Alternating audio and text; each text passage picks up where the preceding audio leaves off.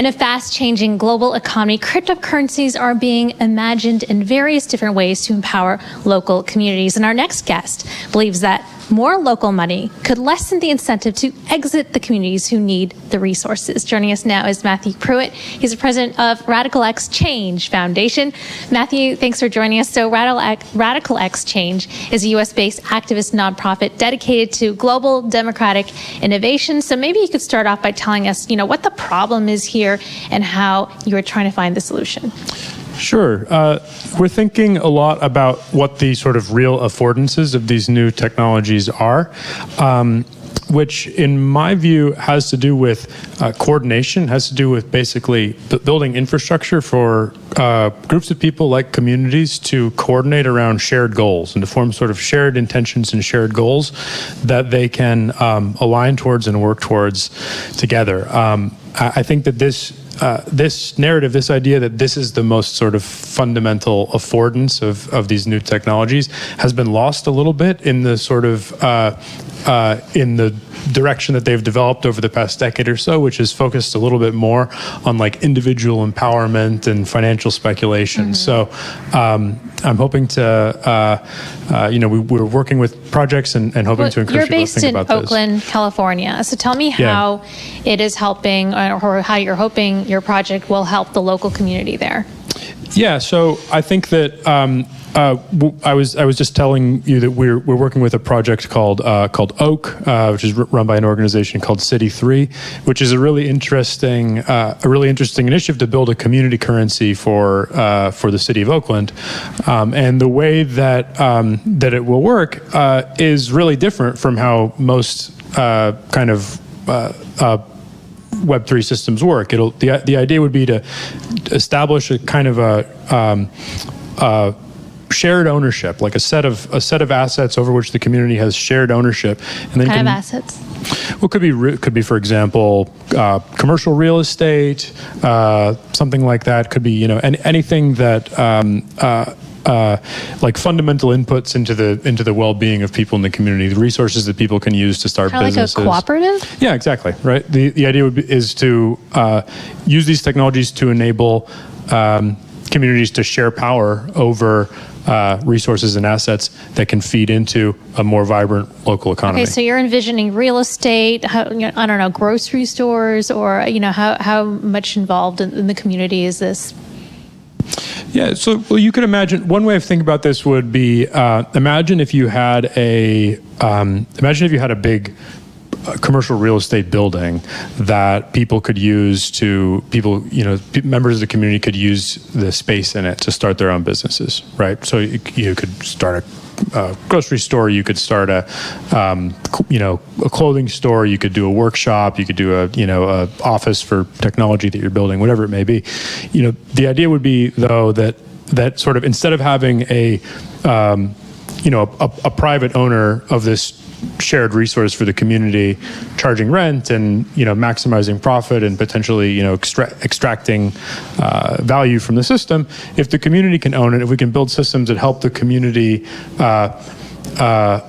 own it together while also still sort of managing it in a really fair and efficient way, then this can be the seed, this can be the organizing, the sort of the ballast behind a system of community value creation. So right now, this is just an idea. It's a seed in the ground, and so I guess you're going to first start off with real estate. And I wonder, how does that jive with the local municipality, the community there, the government, and how are they embracing this? So a lot of people in Oakland are really excited about the idea of basically having more shared resources that empower the community as opposed to being owned by outside investors and that kind of thing, right? That's a pretty easy sell. The what's more difficult, I guess, is helping people see the potential of being able to kind of collaborate in these new ways, and also it's difficult to cryptocurrencies are complicated, right? It's hard to onboard. I mean, especially if you want to have education. You need to educate. Which cryptocurrencies are you using, et cetera? Exactly. And I think it can be difficult also to sort of cut through the noise and make it clear to people that we are trying to build a community with. That. So how do you cut through that? Yeah. Well, you have to get across that what we're trying to do here is to build a community, build a cooperative style of value creation, and that it's like quite different from a NFT or a token that you might buy and then just like cross your fingers and maybe it'll 100x next year. So like that sort of mentality around this technology has gained a lot of traction. A lot of people think about it that way. So there's kind of a different way of thinking about what we can do with this stuff that we're trying to educate people. So in an ideal world, if you had a timeline and a step-by-step process by how this would come about, like what would that look like?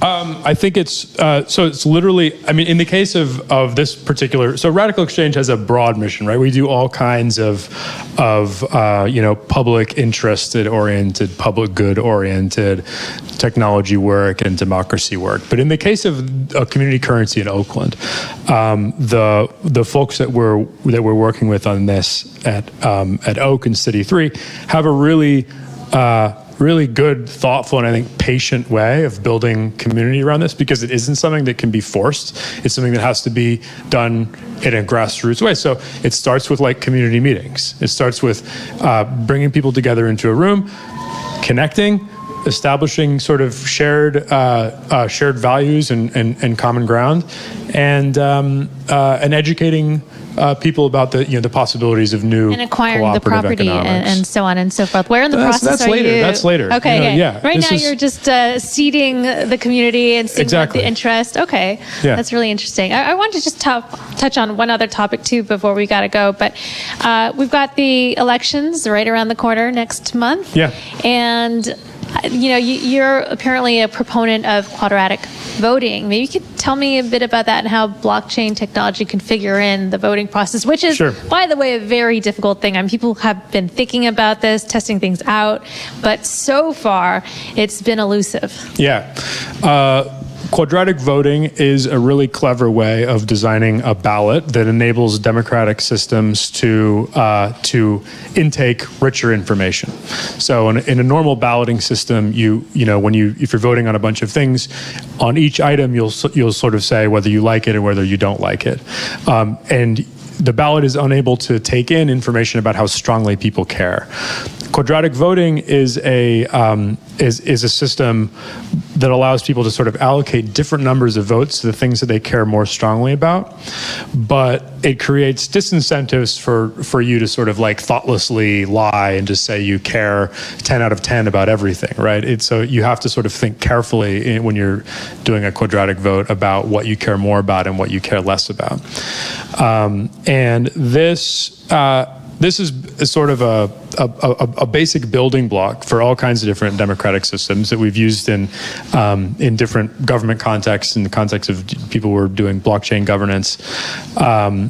It's something that, whether is quadratic voting going to affect the 2024 United States elections? No, but we need to start thinking now about how to build better democratic systems and integrating them at all kinds of different levels of society, from the governance of cooperatives and blockchains to the governance of local communities and national governments, in order to basically make democracy not fail. Awesome. The innovation is coming along. I'm sure there will come a day when someone figures it out.